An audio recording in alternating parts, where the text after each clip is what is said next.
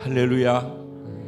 우리 좌우에 계신 분들에게 인사하실 때 하나님이 당신을 지극히 사랑하십니다.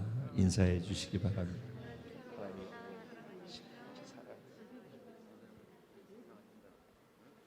하나님이 저와 여러분을 지극히 사랑하고 계심을 믿습니다. 이제 곧 군대에 가게 되는 태주 형제를 하나님이 지극히 사랑하시고 불꽃 같은 눈동자로 지켜보시고 또 보호해 주시고 필요를 채우시고 함께 하실 줄로 믿습니다. 지금 떨어져서 함께 예배하고 있는 우리 다른 성전이라든가 또 다른 지역에서 예배하고 있는 공동체 사랑하는 지체들 주의 사랑으로 사랑하고 여러분들을 축복합니다. 여러분이 계신 그곳에도 하나님 무소부재하셔서 그곳에 동일하게 보좌를 두고 계시고 동일하게 하나님께서 하나님답게 역사하고 계실 줄로 믿습니다. 아멘. 오늘 하나님 주신 말씀 창세기 21장입니다. 창세기 21장 22절부터 34절까지 말씀을 제가 한 절 여러분 한 절 교독하시고 34절 말씀은 한 마음으로 합독하도록 그렇게 하겠습니다. 우리가 함께 봉독하는 가운데 이 안에 있는 담긴 의미가 무엇인지를 깨달을 수 있도록 또 말씀을 들을 때 무엇을 얘기하는지를 정확하게 핵심을 간파할 수 있도록 성령님 도와주시옵소서.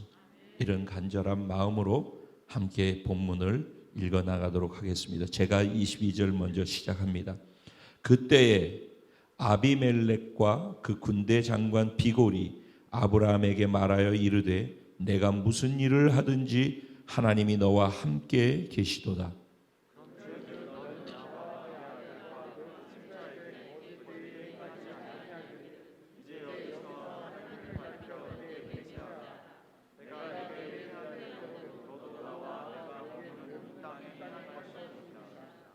아브라함이 이르되 내가 맹세하리라 하고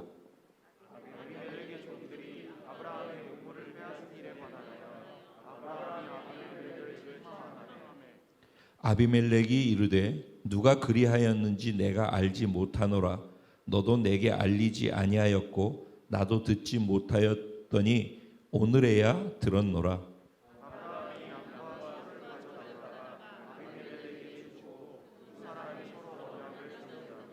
아브라함이 7 암양 새끼를 따로 놓으니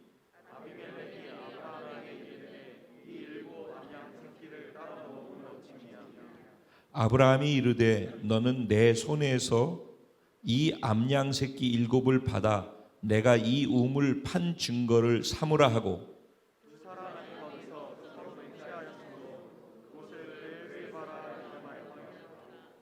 그들이 브엘세바에서 언약을 세우매 아비멜렉과 그 군대 장관 비골은 떠나 블레셋 사람의 땅으로 돌아갔고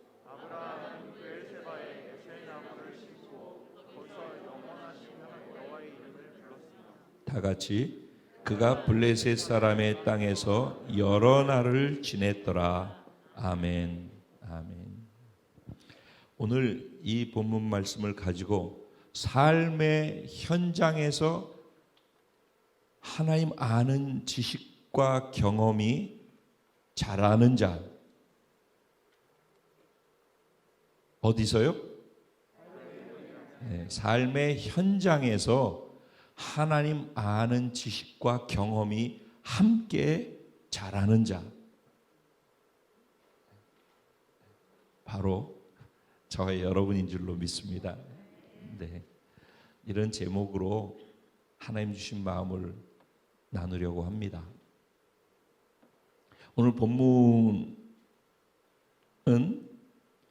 지난주에 나왔던 아비멜렉이 또 등장을 하죠. 내용도 좀 비슷한 것 같아요. 그래서 지난주 말씀을 잘 듣고 기억하고 있는 분들은 좀 쉬울 것 같으지 않습니까? 네. 그래요. 지난주는 이삭의 이야기죠. 이삭은 누구예요? 아브라함의 아들이죠. 네. 이삭은 아브라함의 아들이에요. 그러면 아브라함이 이삭을 몇 살에 낳았죠? 100살에 낳았어요. 그러니까 아브라함 100살 됐을 때 태어난 아기가 자라서 세월이 흐르고 흘러서 또 자식을 낳고 에서와 야곱이 있고 그런 가운데에서 또 아버지가 걸었던 그 길을 걸으면서 똑같이 아버지가 겪었던 그 실수를 하면서 똑같이 그랄 땅에 가서 똑같이 부인을 누이라고 속이고 똑같이 하나님이 은혜로 개입하셔서 그래서 그곳에서 같이 살게 되어지고 그리고 우물을 팠고 그리고 그 우물에 관련되어서 계약 동맹을 맺어서 언약을 맺자라고 하는 내용까지 비슷한 것 같아요. 그렇죠? 네. 지난주하고 묶어서 같이 이해를 시켜드려요. 그런데 아브라함이 이삭을 100세에 낳아서 이삭이 또 그렇게 할 때까지 시간이 한참 지나갔겠죠? 그런데 똑같이 계약을 맺는 당사자는 누구로 나와요? 아비멜렉이라고 나오죠. 지난주에 말씀은 드렸어요. 아비멜렉이라는 것은 동일한 사람이 아닐 수 있다라고 말씀드렸죠. 여기서 얘기하는 아비멜렉은 무엇을 얘기하는 거라고 그랬죠? 블레셋의 왕의 이름의 일반적 호칭이다. 그러면은 정호 형제가 블레셋의 왕이 되면 아비멜렉이라고 하는 거예요. 기분 좋아요. 네. 영건 형제가 그 애굽의 왕이 된다 그러면은 바로라고 하는 거예요. 이해가 되시죠? 그러니까 성경에 나오는 바로라는 뜻은 대를 이어서 애굽의 왕이 누가 됐든지 그 왕을 호칭할 때 바로라고 하고 누가 됐든지 블레셋의 왕이 되어지면은 아비멜렉이라고 했다라는 거예요. 그러니까 세월이 가고 세대가 지나가더라도 똑같이 아비멜렉이라는 이름으로 이야기가 되어지는 거예요. 성경에 기록될 때는. 그러면 이제 좀 이해가 할 수 있을 거예요. 오늘 본문은 이렇게 시작해요. 아비멜렉이 갑자기 나와요. 21장에서 아비멜렉이 나와서 아브라함에게 와가지고 계약을 맺자라고 얘기를 해요. 뭐라고 하면서 계약을 맺자고 하죠? 내가 너를 보니까 하나님이 너와 함께하고 있으면서 너를 돕는 게 보인다. 하나님이 너를 지켜주시는 게 내가 보여. 이거 어디서 듣던 얘기죠? 지난주에 이삭한테 다른 아비멜렉이 이삭한테 그러니까 아브라함의 아들에게 얘기한 내용인데 사실은 아버지 아브라함한테 한 내용하고 같은 얘기를 하고 있어요. 이거는 우리에게 도전이 되는 것이기도 하죠. 아브라함의 삶을 보는데 하나님이 아브라함과 함께 하시고 아브라함을 지키시고 도우신다라는 것을 다른 삼자가 믿지 않는 사람이 보고 그것을 인정하고 고백할 수 있다라는 거죠.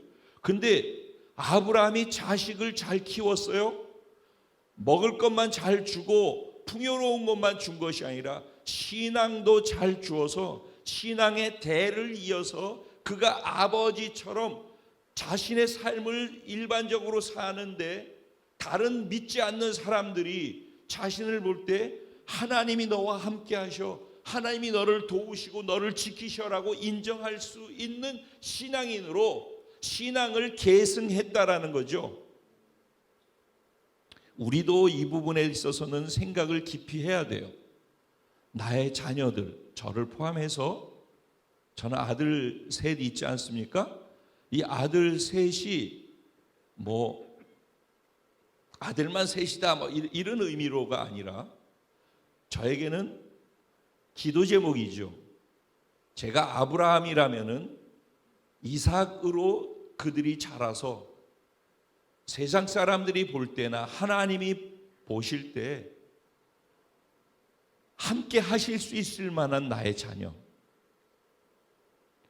세상 사람들이 하나님이 보여질 수 있는 나의 자녀로 내가 그렇게 내 자녀를 키우고 있는가를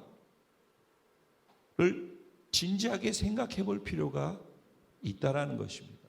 지난주 말씀한 것처럼 구원이라고 하는 것은 나 자신만의 구원이 아니라 하나님께서 우리를 구원하실 때 하나님의 사랑으로, 그래서 우리를 구원하셨지만 그 사랑 안에는 우리를 향한 하늘보다 땅보다 모래보다 많은 무수한 아름답고 넘쳐나는 소중한 계획들을 가지고 우리를 이 땅에 생명을 주셨고 구원하셨다라는 것. 그러니까 우리는 지금 그냥 서로 보면은 그저 그렇게 서로를 보고 있을지 모르지만은 하나님이 구원한 사람이 맞다면은 우리는 하나님의 사랑을 받고 있는 자일 뿐만 아니라 하나님이 무한한 계획 안에 들어와 있는 사람들이라는 것. 근데 그 계획 안에는 나 자신만을 향한 계획을 넘어서서 나의 믿음의 가문이 나를 통해서 이어져 가서 계승되어지는 것도 하나님이 보시는 하나님의 나라를 향한 꿈 안에 포함되어 있다라는 것. 그리고 내 믿음이 계승되어져서 내 자녀가 또 다른 자녀를 낳고 또 영적으로 전도해서 구원받는 영혼들까지 해가지고 계속적으로 확장되어진 그들이 열방까지 하나님의 나라로 구원시키는 일들까지를 포함하는 게 구원 안에, 개인의 구원 안에 담겨 있다라는 얘기를 지난주에 하면서 시작했었죠. 그 설교를 듣고 난 다음에 그 자리를, 그 시간을, 그 순간 그 얘기를 스쳐 지나가 버리면은 그냥 설교 한 편인 거예요. 근데 구원이라고 하는 것 안에는 나의 구원뿐만 아니라 내 믿음을 계승해서 내 자녀들에게 그거를 어떻게 바르게 흘러가게끔 할 것인가가 진지한 고민거리가 돼서 한 주 동안 그것을 놓고 간절하게 기도하면서 내가 그것을 하기 위해서 해야 될 행동이나 태도가 무엇인지, 말의 변화가 무엇인지, 이것이 내 자녀에게 어떤 영향을 미칠 것인지를 진지하게 고민하면서 그 일을 행하고 있어야지 되는 거예요. 그래야지 설교가 의미가 있어지는 거라는 거예요. 우리는 지금 계속해서 바로 이것에다 초점을 두고 제자 훈련도 하고 있고 설교도 하고 있다고 그랬죠. 살기 위해서 저는 말씀을 전한다. 그 말 안에는 이런 것들이 담겨 있는 거예요. 그리고 우리가 열방까지를 내 구원 안에 담고 있다고 한다면 내가 그래서 열방을 보고 열방이 어떻게 흘러가는지, 내가 하나님 아버지로 두었다면 아버지의 생각과 마음이, 뜻이 어디에 있는지를 알고 그것을 알아서 기도할 수 있는 게 자녀가 돼야 되지 않겠어요? 그러니까 열방까지를 보고 우리가 움직임이나 우리의 내 개인의 삶의 이 열방까지를 포함하고서 역량이 열방까지 갈 수 있도록 하는 것이 내 안에 같이 두고 있어야 한다라는 것. 이게 우리의 구원 안에 담겨 있는 또 다른 의미라는 것. 그런데 아브라함은 자기 자녀에게 신앙의 대를 계승했다는 것. 그래서 아브라함을 통해서 보여진 하나님이 함께 하심이 이삭을 통해서도 또 똑같이 보여졌다는 거. 그럼 나를 통해서는 하나님이 보여지고 있는가? 그럼 내 자녀를 통해서 하나님이 보여지도록 하려면 나는 지금 무엇을 어떻게 해야 되는가를 진지한 고민거리가 되고, 그것을 내 삶에 실행하기 위해서 뭘 해야 될지를, 그걸 소그룹에서 나눔 속에서 그런 것 찾아내서 그걸 중보기도 해달라고 하고 그걸 만들어 가는 것이 제자훈련 속에서 소그룹으로 거기서 다뤄져야 될 내용들이라는 거예요. 말하자면은 이렇게 한 가지의 적용점을 얘기를 하는 거예요. 자, 아브라함에게 아비멜렉이 찾아와서 동맹을 맺자고 했어요. 그 이유는 뭐예요? 너를 통해서 하나님이 보인다는 거예요. 그리고 동맹을 맺자고 해서 동맹을 맺는데, 동맹을 맺을 때 약속하라는 거예요. 무슨 약속을 하라는 거냐?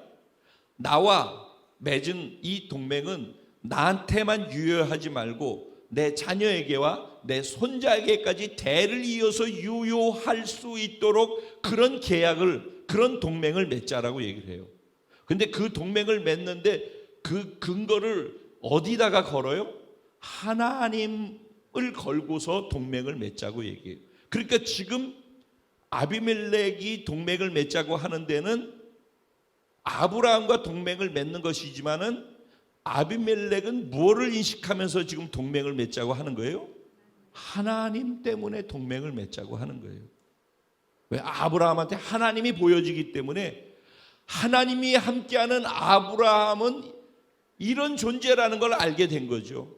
그러니까 아브라함과 동맹함을 통해서 아브라함이 믿고 있는 하나님이 자기와 동맹 맺는 것으로 해서 그 혜택이 자기한테 오기를 바란다라는 거예요. 저도 좀 그랬으면 좋겠어요. 그 정도로 하나님이 보이고 저를 보면서 하나님이 신경 쓰여서 저하고 만남을 갖고 이런 삶이 되면 좋겠다. 그 부러운 거 있죠. 여러분 부러우셔요? 저는 부럽더라고요. 이런 아브라함의 모습이. 그래서 그렇게 하려면 제가 어떤 부분을 더 섬세하게 바꿔 가야 될 것인가를 고민하고 들여다보게 되더라고요. 그랬더니 아브라함이 그 얘기를 듣고 난 다음에 그래 내가 함께 맹세하마라고 얘기를 해요. 그러면서 여태까지 마음속에 담아뒀던 얘기를 하기 시작해요. 그런데 너 지금 나하고 언약하고 약속하고 계약하고 동맹 맺자고 하는 거잖아. 그런데 너 나보고 지키라고 하는데 동맹이라고 하는 것, 약속이라 하는 것, 언약이라고 하는 것은 쌍방간에 지키는 거야. 쌍방간에. 근데 나보고 너희 후손까지 다 책임지고서 이 약속을 지켜나가라고 요구했지. 그런데 너도 잘 기억해. 너 내가 파놓은 우물 있잖아. 그거 너희 종들이 와가지고선 빼앗아간 거 알아? 너 그러지 마. 너는 안 그러고 해서 나한테만 그러라고 그러지 마. 이렇게 얘기를 하는 거. 그러면서 지적하고 책망을 했어요. 그랬더니 아비멜렉이 뭐라고 그러냐면 당황하면서 나는 전혀 모르는 얘기야. 난 그런 일이 있는 줄도 알지도 못했어. 너도 나한테 그런 일이 있다는 얘기를 단 한 번도 얘기해 본 적이 없잖아. 그거 내가 몰라서 그런 거야. 그러니까 다시는 그런 일을 하지 않을 거야 라는 말이 거기 담겨 있겠죠. 그 안에 어떤 것들이 의미가 있냐면은 지난주하고 연결해서 이삭이 우물을 팠어요. 그러면은 아비멜렉의 종들이 와가지고 시기해서 우물을 메꿔버렸어요. 그러죠? 그러면 이삭은 또 그 옆에 또 가가지고 또 우물을 팠죠? 그럼 와가지고선 내 거야! 그러고선 시비해가지고서 그걸 뺏었죠? 그러면은 또 피해가고 또 이젠 떠나라 그러면 또 떠나고 또 거기에서 빼앗기면 또 파고 또 파면 또 빼앗기고 그런데 또 파고 그래서 빼앗기지 않고 시비 걸지 않고 다투지 않을 때까지 거기에 대해서 반응하지 아니하고 계속 양보하면서 계속해서 우물만 팠어요. 그렇죠? 아브라함도 똑같이 그랬다는 거예요. 아브라함도 계속해서 우물을 판 거예요. 그런데 빼앗아 가도 말을 안 한 거예요. 계속. 근데 너 왜 말 안 했어? 그럼 그때라고 지금 얘기를 하잖아요. 근데 그때 계속 양보하고 계속 양보하고 또 양보하면서 갔다라는 거예요. 그런데 아브라함이 지금 네가 동맹 맺고 언약 맺고 그렇게 하자라고 네가 하니까 이제 내가 얘기하는 거야 라고 하면서 얘기를 하는 거예요. 자, 그래서 동맹을 맺고 그거 하는데 소와 양을 가지고 와가지고서 그에게 주면서 이게 지금 너와 나와 얘기한 이 구두로 얘기한 이 내용들을 서로 인정하는 그 언약의 징표야 라고 하면서 소와 양을 줬어요. 그러면 그걸로 된 거예요. 그렇죠?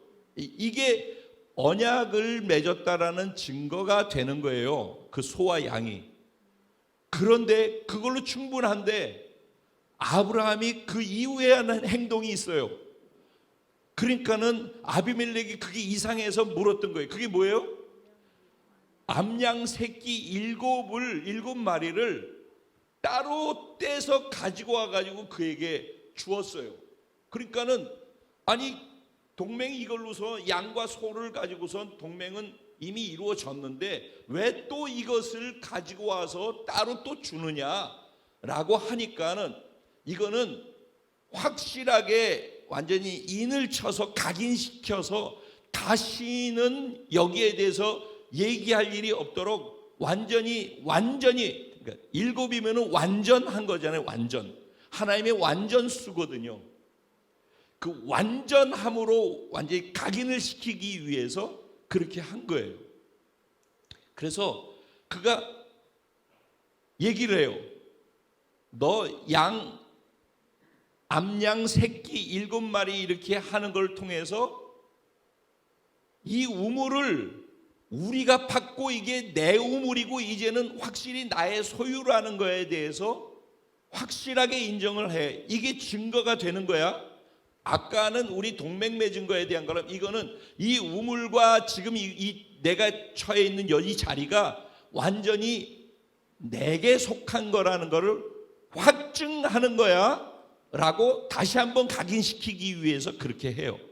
즉 대가를 확실하게 지불해서 더 이상 얘기할 수 없도록 만들었단 말이에요. 그래서 그 이름을 뭐라 했더라? 부엘세바라고 했더라. 그래서 부엘세바는 이름이 뭐라고 그랬어요? 맹세의 우물이라고 그랬어요. 그 또 다른 말로는 7의 우물이라고 그래요. 우물이 7개가 아브라함이 파놓은 게 있었든지 아니면 7 암양 새끼를 생각하면서 7의 우물이라고 했는지 모르지만은 중요한 건 뭐냐면은 이 계약, 이 언약을 이루면서 이 우물이 아브라함 것이 맞고 이 우물이 있는 이 지역, 이 자리는 아브라함 것입니다라는 걸 확증하는 자리가 되는 거란 말이에요. 이게 중요한 거예요. 이게. 그래서 이름을 뭐라고 했다고요? 부엘세바라고 했다는 얘기예요. 그래서 7 우물, 맹세의 우물이라는 것이 지역에 있는 모든 사람들이 다 아는 거예요. 왜? 동네 이름이 돼버렸으니까. 순천, 그러면 순천 딱 다 알잖아요. 그런 것처럼 부엘세바, 그러니까 그 당시는 각 지역에 맹주들이 있었어요. 지역의 족장들이죠. 맹주들이 있었어요.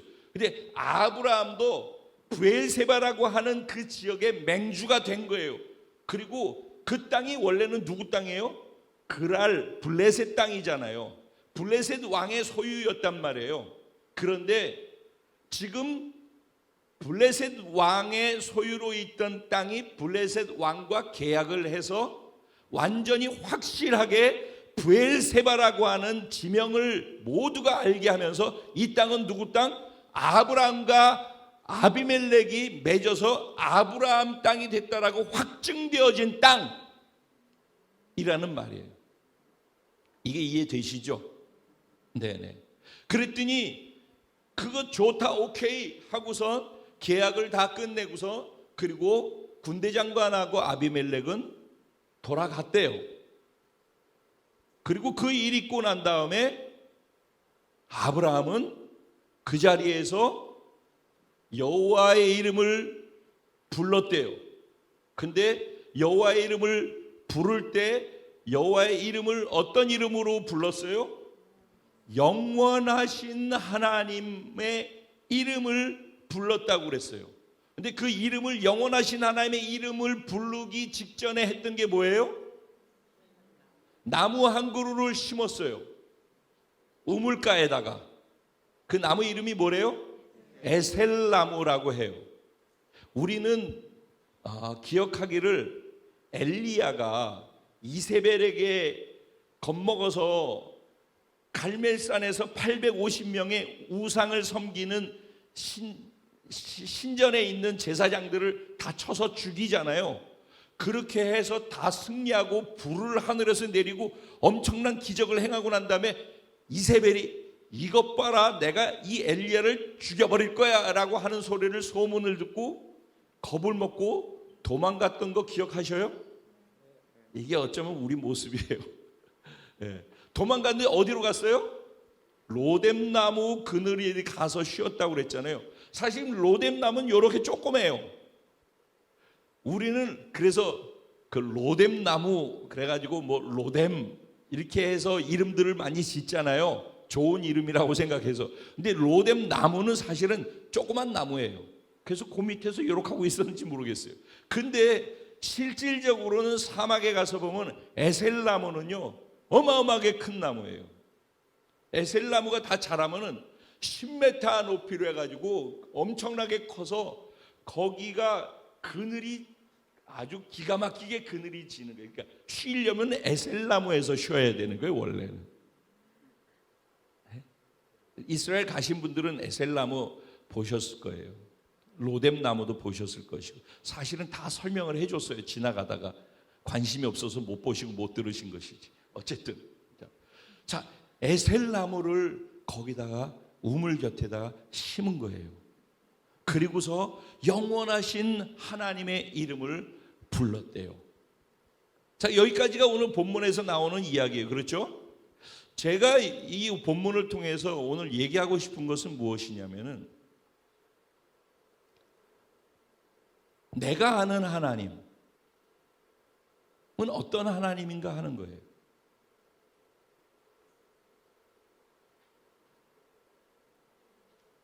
이따가 제 얘기를 짧게 하고서 제자훈련 때는 짧게 하고 여러분들 스스로가 시간을 많이 가질 수 있도록 하려고 하거든요. 거기에서 좀 더 구체적인 것을 적용해 보도록 할 것인데, 내가 아는 하나님, 지난주에도 말씀을 들었고 지지난주에 말씀 들었고 지금 23년째 제가 말씀을 전하고 있는데, 적어도 이 말씀을 수도 없이 들었어요. 그리고 여러분들은 그전에도 신앙생활 했을 수도 있고 성경 공부했을 수도 있고 어디서 다른 데 성경 공부하는 거 참석했을 수도 있고, 그래서 여러분들이 이런 경로가 되든 저런 경로가 되든 많이 들었어요, 성경 이야기를. 그리고 성경에서 하나님 어떤 분이라는 하나님에 대한 소개도 많이 스토리를 통해서 많이 들었어요. 그래서 여러분 개인이 내가 알고 있는 하나님은 어떤 하나님인지를 써보라는 거죠.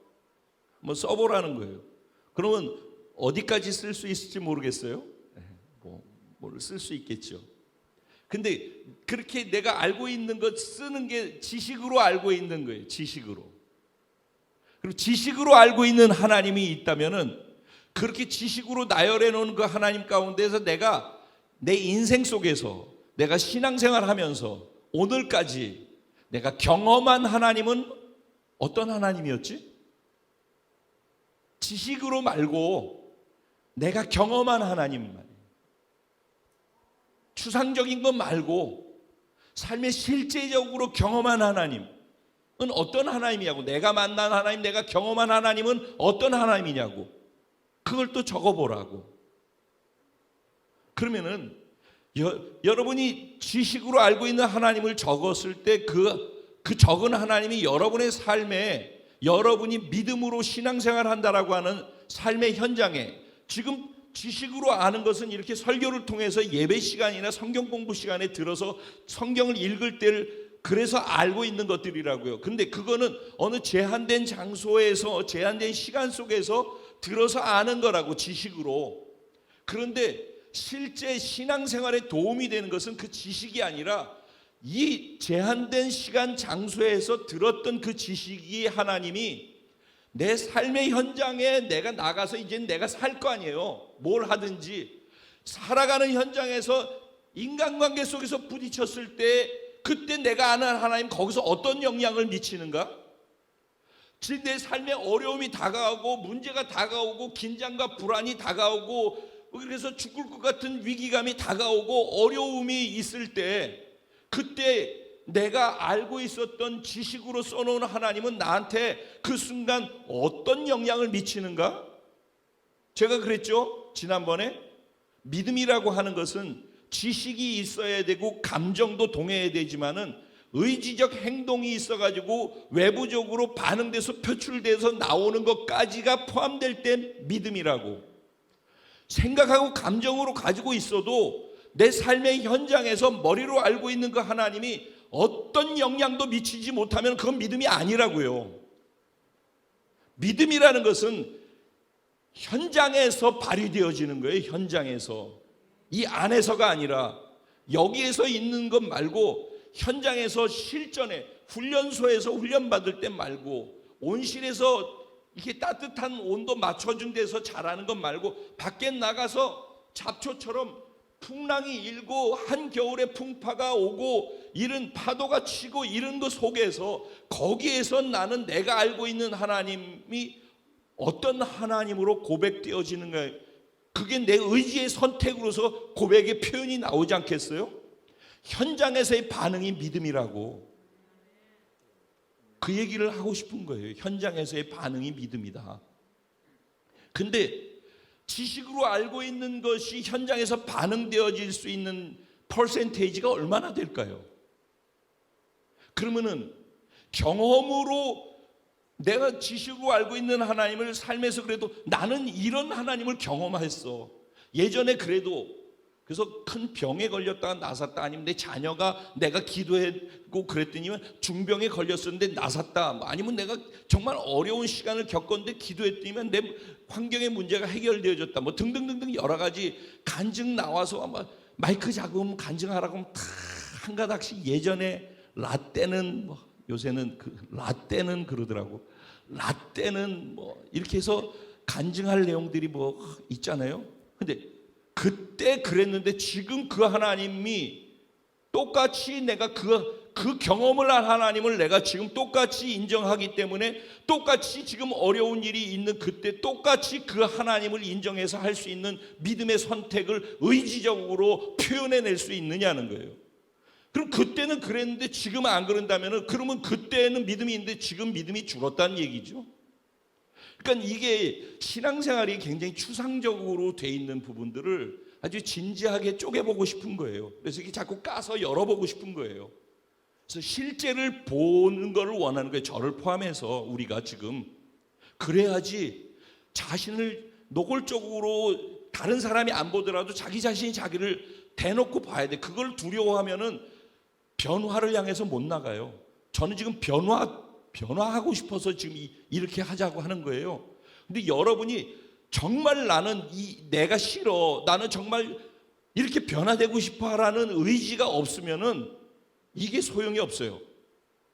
저는 그거 의지를 가졌다라는 전제 속에서 가진 분들과 함께 가는 걸음을 이렇게 가고 있는 거예요. 그러니까 말씀 전개도 이렇게 되는 이유는 설교가 아니라 아주 살기 위해서인데, 전에는 살기 위해서 말씀을 전했는데 안 통하는 것 같더라고. 그래서 더 노골적으로 이렇게 가는 거예요. 지금 설교가 아예 대놓고선 열어서 하나하나를 보면서 가는 식으로, 그래서 실제가 되게끔 하고 싶어서 이렇게 전개가 되는 거예요. 그러면은 이걸 생각을 해봐야 된다고요. 바로 올해 7월 말하고 8월 중순경에 미국에서 그 퓨라고 하는 리서치 기관에서 미국의 사람들을 1,100명을 대상으로 해서 설문조사를 했대요. 근데 거기에서 믿지 않는 불신자나 불가지론자, 신이 보이지 않으면 없는 거야 라고 해서 철학적인 용어예요. 그건 어쨌든 신을 부정하는 것이죠. 그리고 아예 믿지 않는 자, 이런 사람들과 기독교인과 천주교인과를 섞어놓고 1,100명을 섞어놓고 질문을 던졌어요. 거기에서 종교에 대한 일반 상식을 32문제를 가지고 종교에 대한 일반 상식에 대한 문제를 갖다가 이렇게 냈대요.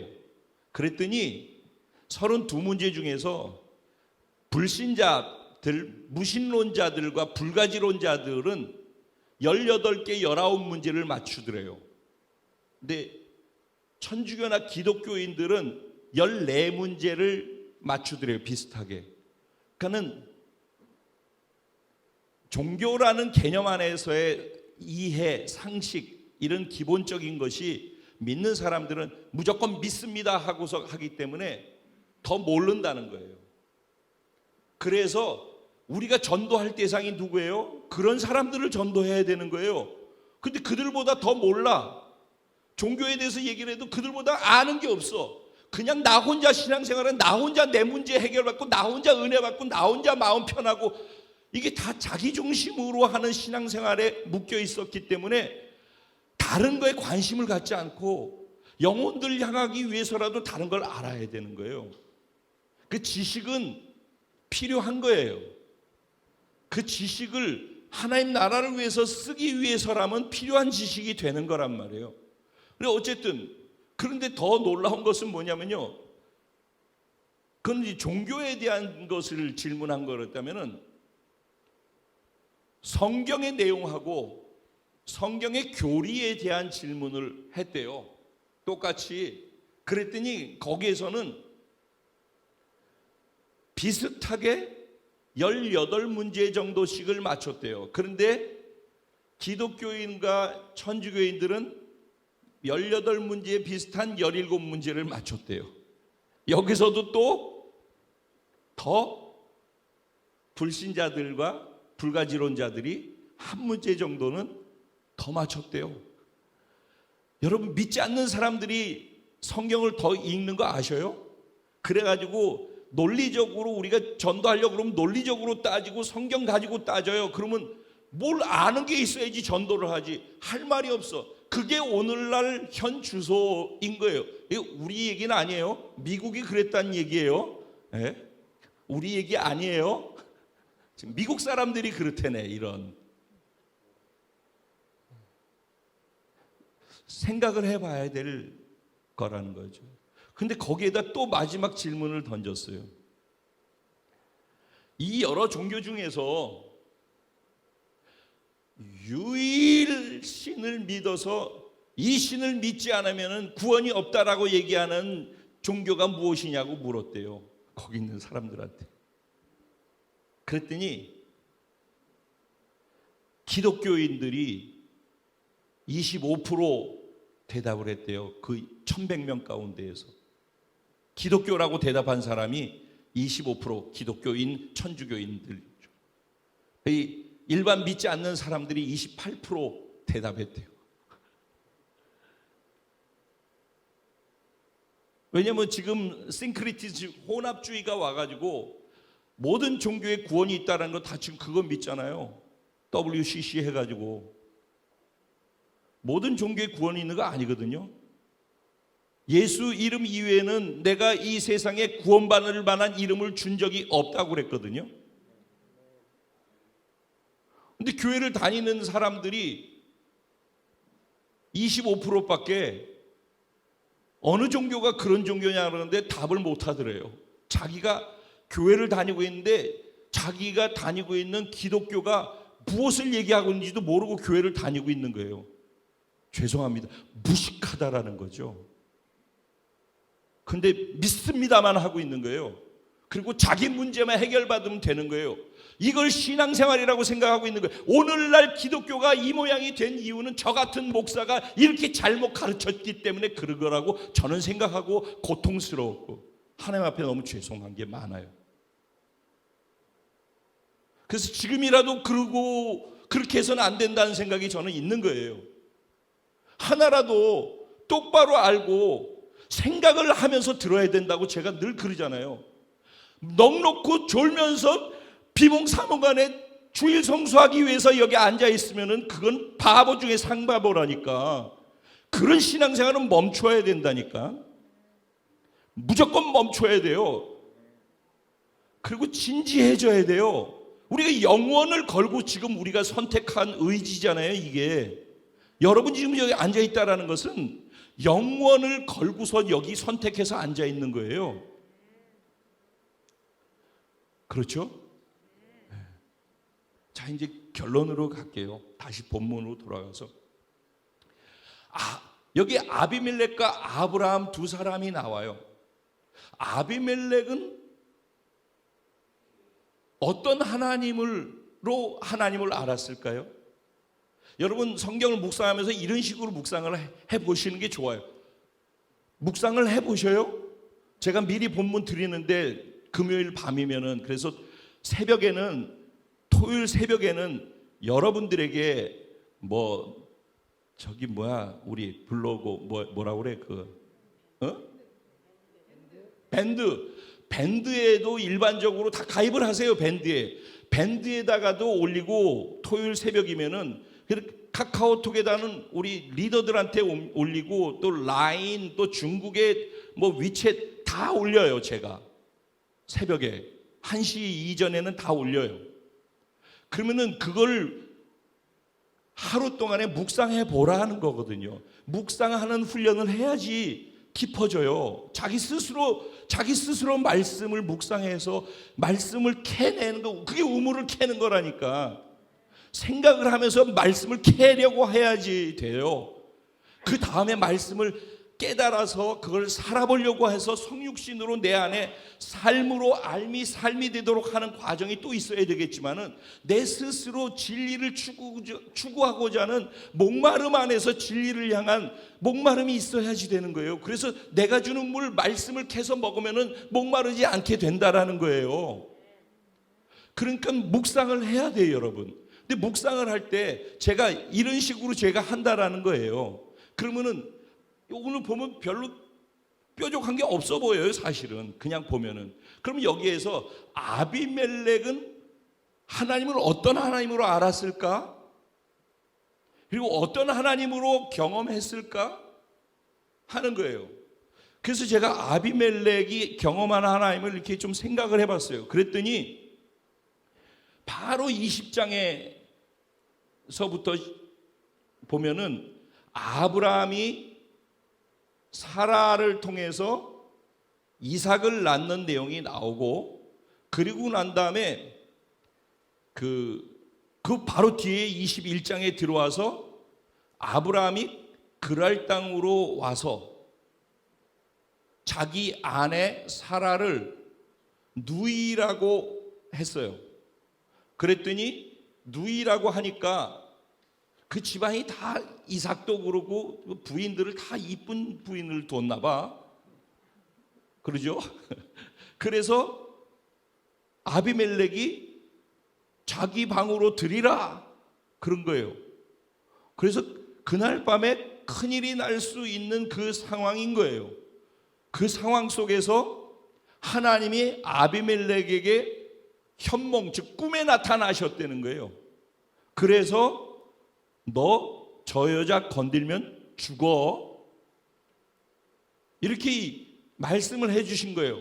그리고 너 지금 신하들이나 너의 나라에 있는 사람들한테 다 얘기해서 저 여자를 건들지 말라고 모두에게 얘기를 해, 공포를. 안 그러면은 다 죽어. 그렇게 내 말 들으면 살려줄게 라고 했어요. 그랬더니 아비멜렉이 거기에서 뭐라고 얘기를 하냐면은, 주께서 의로우실진데, 내가 어떤 나쁜 짓도 지금 하지 않고 죄를 범하지 않은 상태인데 그렇다고 나를 그것 때문에 벌하시겠습니까? 그리고 저가 나한테 그런 얘기를 안 해서 누이라고 했기 때문에 내가 모르고 그런 것인데, 그거를 내 죄라고 해서 나한테 이렇게 하실겠습니까? 당신이 의로우시다면은 의로우신 분 아니십니까? 이렇게 얘기를 해요. 그러니까 아비멜렉은 하나님을 어떤 하나님으로 알고 있어요? 공정하고 공평하고 의로우신 하나님으로, 공의의 하나님으로 알고 있었다라는 거예요. 그렇죠? 그렇죠? 예. 그리고 난 다음에 하나님께서 아비멜렉에 너 이렇게 하면은 살려주고 이렇게 하면은 죽어 그랬잖아요. 그 얘기를 듣고 난 다음에 그가 어떻게 했어요? 아브라함에게 불러서 너 왜 나한테 큰일 날 짓을 했어? 앞으로 절대 그런 짓 하지 마 라고 하면서 아브라함한테 후대했다라고 오늘 나오죠. 내가 너한테 후대했잖아. 그 어떤 후대를 했는가? 양과 소들을 때로 주고 종들도 때로 주었어요. 이삭은 자기가 늘린 거예요. 근데 아브라함은 아비멜렉이 그냥 다 준 거예요. 그리고 네가 이렇게 사방을 훑어봐. 그래서 네 눈에 좋아 보이는 땅이 있으면은 거기 그냥 거해. 이렇게 얘기를 해줬어요. 얼마나 배려를 많이 해준 거예요. 그렇죠? 근데 이미 하나님께서 사라를 자기 집에 들였다라는 그 이유로 인해서 아비멜렉의 집안의 사람들의 병을 허락하셨어요. 그래서 그의 집안의 태를 다 닫아버렸어요. 아기를 낳지 못하게 다 막아버렸단 말이에요, 하나님이. 그래서 아비멜렉이 그렇게 자기에게 선대하고 후대했으니까 그를 위해서 기도해 주라고 그래가지고 아브라함이 기도해 줘서 그들을 치유해 줬대요. 그리고 그의 태문을 열어 주었대요. 그래서 자녀를 낳을 수 있게 해 줬대요. 이 일을 아비멜렉이 다 경험한 거예요. 그렇죠? 경험을 통해서 하나님이 어떤 분인지를 알았단 말이에요. 그럼 아비멜렉이 그 경험의 시간들을 통해서 안 하나님은 어떤 하나님이에요?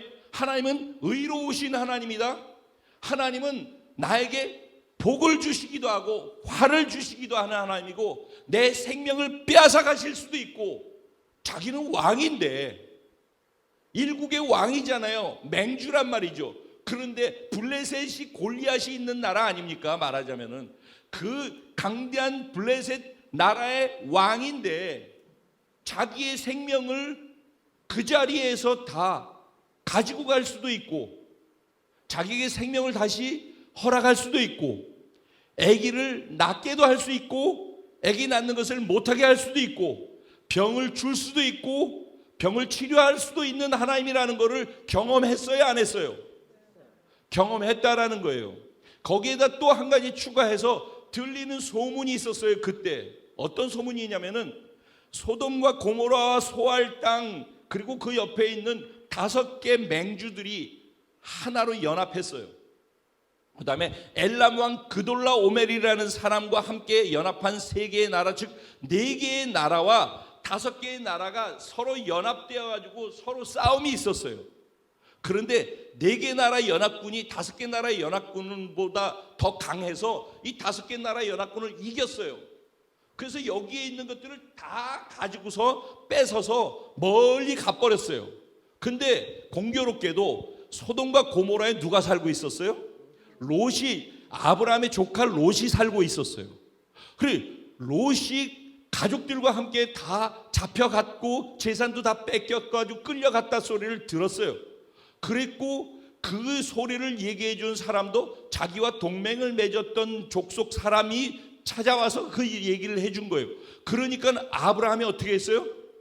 자기가 자기 집에서 훈련시켰던 집안에 훈련된 종들 있잖아요. 군사처럼 훈련시킨 종들 318명을 데리고서 직접 달려가 가지고 브엘세바가 그 이스라엘의 영토를 얘기하면 뭐라고 그래요? 브엘세바에서 단까지라고 그러죠. 그럼 브엘세바는 남쪽이란 말이에요. 네게브 사막이 있는데 그 단은 저 위쪽이잖아요. 텔단이 있는데 거기 가이사라 빌립보 물 터져 나오는데 거기까지란 말이지. 그러면 여기서부터 거기까지인데 그 단 있는 데까지 갔다고. 근데 318명과 함께 아브라함이 달려가 가지고 밤에 작전을 해서 그들을 다 섬멸을 시켜버린 거예요. 그리고 자기 조카 롯과 가족들과 빼앗겼던 재물들을 완전히 모두 도로 빼앗아 가지고 돌아왔더라 그랬어요.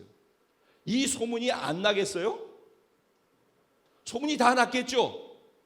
야, 아브라함 도대체 누구야? 명함도 없었는데 갑자기 나타나가지고 뭐 이런 일들이 있지? 이런 얘기들이 돌지 않겠어요? 각 나라에서. 그것이 있었는데 그 아브라함이 자기 동네로 왔는데 누이라고 했다가 밤에 하나님이 개입하셔가지고 자기에게 나타나서 말씀하시고 이런 하나님을 다 경험했단 말이에요. 아, 그러니까 이 아브라함이 그 신진 세력인데 신흥 세력이 이렇게 급속도로 해가지고 자라나서 여기 전체를 다 장악할 수 있는 힘을 가졌다는 것은 저 사람이 놀라운데 보니까 그 사람 안에 믿는 하나님이 계시더라는 거예요. 이게 보여진 거예요. 이거를 경험한 거예요. 그래서 그가 그걸 다 보고 경험했어요. 이제 중요한 거예요. 다 경험했어요. 대개는 신앙생활을 여기까지 하더라고. 그래서 우리는 얘기하면은 마이크 잡고선 앞에 나와서 간증하고 나는 이런 하나님을 경험했어요. 다 얘기해요. 근데 그 하나님을 경험한 그 일이 그 다음 내가 부딪히는 어떤 상황에 내 의지로 어떻게 영향을 미쳐서 반응하는 것으로 연결되어지느냐 하는 게 중요하다고요. 그 경험으로 끝나는 게 아니라 그 경험이 다음번 나의 걸음에 그 하나님을 믿고 그 경험한 하나님을 믿는다면은 그 하나님을 믿는 믿음으로 다음 행동 속에서 영향을 미치고 영향을 받으면서 하는 선택이 나와야 된단 말이에요. 그걸 믿음이라고 한다고. 근데 그거에 걸리질 않는 거예요. 그거는 늘 그걸로 끝나는 거예요. 매번. 아주 그러니까 하나님을 단타로 만났으면 그 단타로 끝나는 거예요. 연결이 안 되는 거예요, 하나님이. 그러니까 믿음이 자라지 않죠. 경험은 쌓이는데 지식적으로 아는 것은 더 많이 쌓여 있고 하나님을 경험하는 것도 쌓여가는데 그것이 다음 나의 신앙생활에 영향을 하나도 미치지 못한단 말이에요. 간증 한 번으로 퉁치기로 끝난다고요. 그러니까 신앙이 자라질 못하는 거예요. 근데 아비멜렉은 어떻게 했어요? 그 하나님을 경험했잖아요. 그리고서 그가 선택한 건 뭐예요? 의지로 선택했어요. 그게 뭐예요? 아브라함한테 찾아와서 동맹 맺자고 얘기를 한 거예요. 행동에 분명한 변화가 있잖아요. 그 영향을 받기 때문에 그가 동맹을 선택한 거라고요. 그 하나님의 영향을 받은 거죠. 그게 믿음이고 그게 신앙생활 아니에요? 신앙생활은 이런 식으로 해야지 실제적으로 신앙생활하는 것에 실제적 도움을 경험할 수 있지 않겠어요? 그래야지 내 삶에도 그 하나님을 날마다 경험하면서 변화라고 하는 것을 추구해 보지 않겠어요? 이 과정이 빠지면은 반복된다니까. 그래서 제가 로타리를 계속 돌고 빠져나가지 못하는 뱅뱅 도는 차와 같다라는 얘기를 한번 했었죠. 그 이제 아브라함 얘기를 하고 마칠게요. 아브라함은 그 동백 맺자고 했던 동백 맺으면서 여태까지 마음속에 담아뒀고 양보만 했던 거 이제 그에게 처음으로 책망하면서 그를 지적하고 얘기를 해요. 근데 지적하기 위해서 얘기했을까요? 그게 아니에요. 이 맹세를, 이 언약을 확실하게 도장 찍어서 다시는 어기지 않도록 하기 위해서 그 부분을 지적한 거예요. 왜? 해놓고 또 어기면 안 되니까. 그들이 계속 어겼으니까. 그래서 어기지 않게 하려고 그 부분을 짚은 거예요. 그리고 난 다음에 소와 양으로서 맹세를 해서 계약이 동맹이 이루어졌는데 거기에다가 암양 새끼 7을 따로 또 둬서 완전히 완전수 7수로 해가지고 완전히 각인을 시켜버린 거예요. 그리고 그것이 소문 나가지고 그 지역에 있는 모든 사람들이 브엘세바, 맹세의 우물. 그러면 뭐가 생각나요? 아비멜렉과 아브라함이, 우리 왕과 아브라함이 이것 때문에 이 땅은 아브라함 땅이라고 각서를 쓰고 서약을 해가지고 그 모두가 다 그거를 기억하고 알게 되는 거죠. 그걸 알고 기억하기 때문에 이름도 브엘세바라고 별명처럼 딱 붙여놓은 거란 말이에요. 이게 왜 중요할까요? 제가 지난주에 브엘세바가 중요하다라고 얘기를 했었어요. 그렇죠? 기억나셔요? 자, 이럴 때 제일 안타깝다고 그러죠. 싸우지 말라고.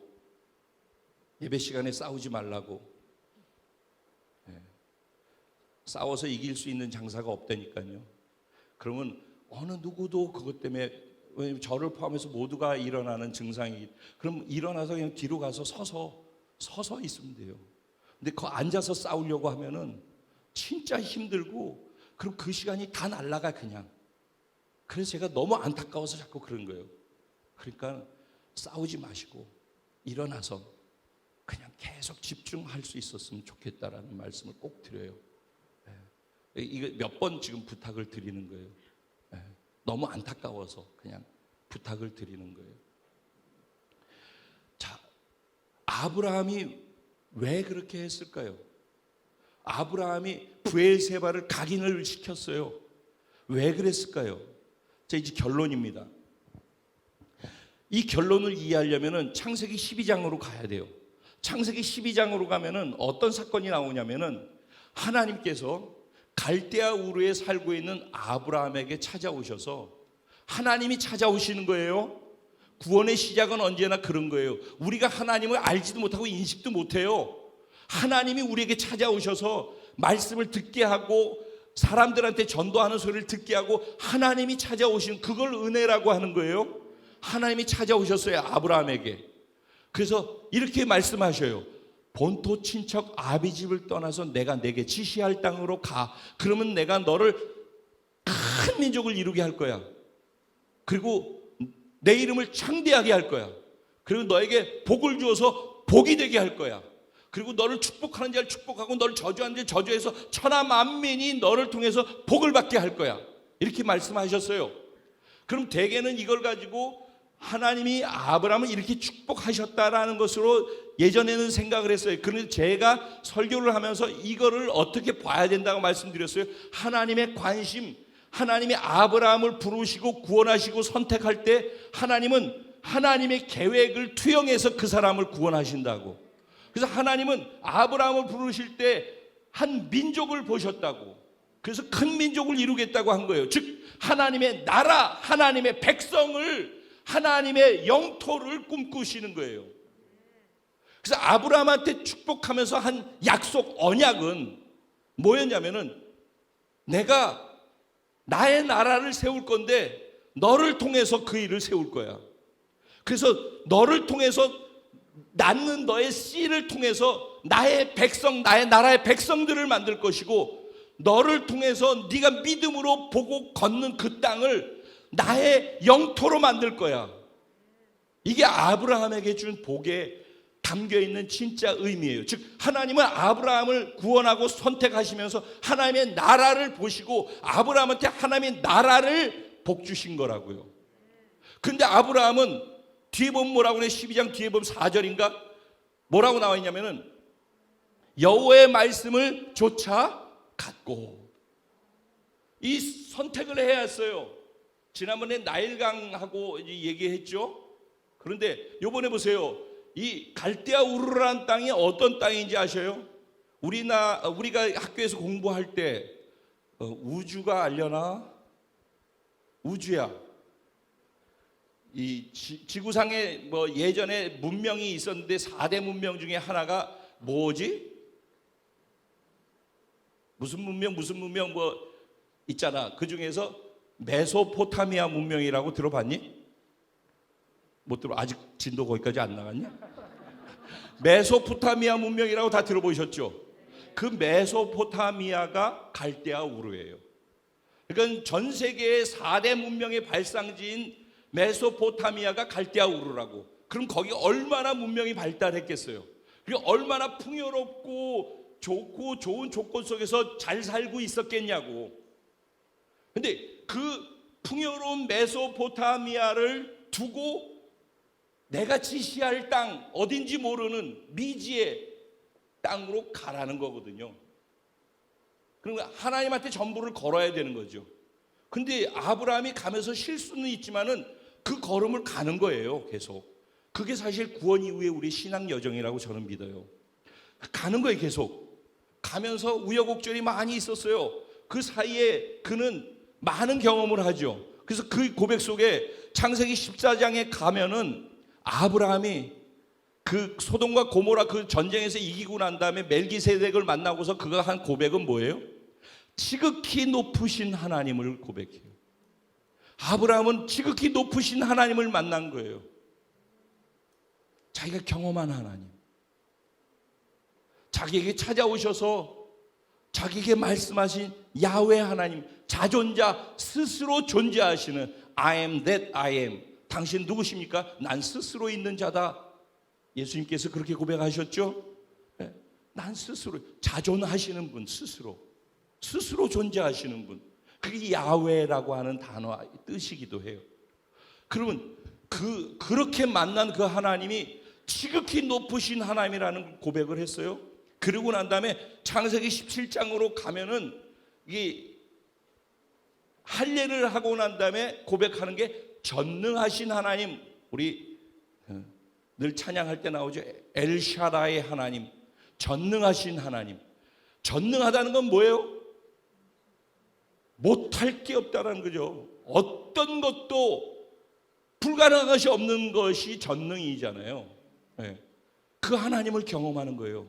그 하나님을 고백하는 것이고, 그 하나님이 찾아오셔서 말씀하시는 것이고. 그리고 난 다음에 오늘 아브라함은 무슨 고백을 해요? 영원하신 하나님을 고백해요. 그의 신앙 고백이 깊이가 달라지고 있어요. 세월이 가면서 자기가 경험한 경험이 경험으로 끝나지 아니하고 신앙생활의 깊이가 달라진단 말이에요. 영원이라는 건 뭐예요? 이따가 제자훈련 때도 이 얘기를 좀 나눌 거예요. 영원이라고 하는 건 뭐예요? 시간의 시제를 넘어서는 것이죠. 시간이라는 것에, 이 영원이라는 것 안에 다 들어와 있는 것, 시간이 무의미한 것이 영원이죠. 과거도 끝 없고 미래도 끝 없고 현재도 이게 그냥 계속되는 것이 영원이에요. 하나님이 영원하시다라는 걸 안 거예요. 그러면 영원하신 하나님, 그 하나님을 믿는 믿음으로 그가 지금 이 일을 했다라는 거예요. 그 무슨 일을 했어요? 브엘세바 우물을 가지고선, 우물을 이건 내 것이고 내 땅, 그 다음에 거기에다가 에셀나무를 심었다고 그랬어요. 이건 뭐냐면은 아브라함은 이쪽 저쪽으로 떠돌아다니면서 유목민족이었어요. 유목 생활했었어요. 그런데 비로소 하나님께서 창세기 12장에 내가 지시할 땅으로 가라고 해서 그 땅을 돌아다니고는 있었지만은 그 땅의 소유가 자기의 소유가 된 게 하나도 없었어요. 이게 첫 번째 하나님이 약속한 가나안 땅에서 아브라함한테 정식으로 블레셋 왕에 의해 가지고 이 땅은 네 땅이야 라고 인정되어지는 자리가 바로 이 브엘세바 이 땅이라고요. 브엘세바는요, 사람이 살 수 없는 땅이에요. 척박한 땅이에요. 우물을 간신히 파야지만 물이 있고 간신히 살 수 있는 아주, 이 전체 중에서도 아주 열악한 땅이라고요. 사람이 살 수 없는 땅을 아브라함이 하나님과 함께 들어가서 거기서 하나님의 우물을 팠고 거기서 사람이 살 수 있는 땅으로 그 땅을 변화시켰어요. 그리고 그 땅을 하나님이 약속해 놓으신 창세기 12장을 성취하는 첫걸음이 되도록 만든 것이 브엘세바라고요. 거기가 유랑민족에서 정착하면서 사는 첫 번째 하나님의 약속의 땅을 확보하는, 그것이 브엘세바의 지금 오늘 이 자리의 의미란 말이에요. 그러면은 여러분, 하나님이 메소포타미아를 놓고 가라고 해서 와가지고선 떠돌아다니다가 100세가 돼가지고 자식 낳고 그래서 민족을 이루겠다라고 했던 그것의 첫 열매를 한 명을 낳았어요. 민족을 이루겠다고 해놓고 100세에 아들 하나 낳았다고, 이삭을. 근데 하나님은 이 첫걸음을 통해서 민족을 보고 계시고 아브라함은 이 첫걸음이 나올 때까지 순종했다고. 그래도 이제 민족의 첫 열매를 만들고 나더니 땅의 첫 열매를 만드는 자리가 브엘세바란 말이에요. 영원하신 하나님 뭐예요? 영원한 하나님의 나라죠. 우리에게 그 영원한 하나님의 나라에 속해서 살 수 있는 영원한 생명을 주셨죠. 그 하나님께서 그 영원한 나라의 영원한 생명을 갖고 이 땅에서 영원의 가치를 가지고 영원의 목적을 위해서 살라고 영원하신 하나님이 우리를 영원 가운데로 초대하셨죠. 그게 우리라고요. 그러니까 하나님의 영원을 이해하는 사람은 영원에 속한 삶을 살고 영원을 보면서 사는 거예요. 삶의 목적도 가치도 그래서 영원을 보고 사는 사람은 달라지는 거예요. 그래서 하나님을 아는 단계가 다 다르지만은 영원하신 하나님을 지식으로 알고 쓰는 것 말고 내가 경험해서 그 영원이라는 단어가 나에게 진짜 와 닿아서 그게 내 삶의 실질적으로 아비멜렉이 영향을 받아가지고 그 다음에 동맹을 맺는 걸 선택하는 의지적 선택이 있었던 것처럼 아브라함이 하나님을 경험하면서 걸어 다녔던 그 걸음 속에서 결국은 브엘세바를 같이 맹세를 하고 여기에서 이 우물과 이 땅은 내 땅이라고 인정해 주라고 그 땅을 확보하는 첫 번째 믿음의 걸음, 그 걸음은 뭘 보고 한 거예요? 하나님의 나라를 보고 하나님의 약속이 이루어질 것을 지금은 보이는 게 없지만은 지금은 가장 척박한 땅에 첫 걸음을 내딘 거지만은 하나님이 이 땅을 다 정복해서 주실 것이다. 이 땅이 곧 나의 자녀들을 통해 가득 차게 될 것이고 이 땅이 하나님이 통치하고 다스리는 하나님의 나라가 될 것이다라는 그 믿음의 첫 걸음을 뗐다고요. 사람들이 볼 때는 저거 아무것도 없는 저 땅에 우물 하나 있는데 거기 나무 하나 꽂아놓고 있는데 라고 하는 초라해 보일지 모르지만 위대한 첫 걸음이라는 거예요. 우리들이 하고 있는 일들이 우습게 보이는 것들이 있을지 몰라요. 근데 그것이 정말 영혼을 보고서 하나님의 나라 때문에 내가 진짜 그것 때문에 하고 있는 게 맞다면은 그 첫 걸음이 위대한 걸음이 되는 거예요. 우리는 이미 그런 위대함의 부름을 받은 사람들이라고요. 근데 자기가 누구인지를 모르고 구원받았다라는 한 가지 이유로 교회를 다니면서 그게 구원이고 그게 자기인 줄 알고 사느면은 이것도 아니고 저것도 아닌 게 되는 거예요. 같이 기도하죠. 삶의 현장에서 하나님을 아는 지식과 경험이 함께 자라는 자, 바로 저와 여러분인 줄로 믿습니다. 기도하실 때 오늘 말씀 들으면서 하나님, 나는 다음으로 어떻게 고리를 걸 수 있을까요? 내 삶에서 긴장과 불안과 두려움의 시간이 내게 찾아왔을 때 그때 하나님을 내가 경험했던 하나님, 내가 알고 있는 하나님을 붙들고 그 시간을 뚫고 신뢰함 속에서 걸어갈 수 있는 것을 배우게 해 주십시오. 이전의 경험이 오늘 이 고통의 시간들을 뚫고 갈 수 있는 믿음의 걸음이 되어 더 나아가서 하나님 나라를 이 땅에 이루는 그 걸음을 걷고 있는 그 걸음의 첫 걸음이 되게 해 주십시오. 내가 아비멜렉과의 갈등과 모든 것이 다 끝나서 그들이 다 떠나가고 평화가 오고 자유가 오고 이제 안정이 오고 쉼이 있는 그 시간에 그때 안주하지 않냐고 그때 영원하신 여호와의 이름을 부르고 미래를 준비하며 에셀나무를 심을 수 있는 그런 은혜를 배우게 해 주십시오. 정말 진짜 그리스도인 되게 해 주십시오. 주님을 더 많이 깊이 알아갈 수 있게 해 주십시오. 그 주님을 더 많이 사랑하고 주님 더 많이 신뢰하기 때문에 그 사랑과 그 신뢰 속에서 소망의 걸음을 걸어낼 수 있는 저 그리고 우리 공동체 한 사람 한 사람이 되게 해 주십시오. 우리 주님의 이름을 한번 부르고 기도하며 나갑니다. 기도드리겠습니다. 주여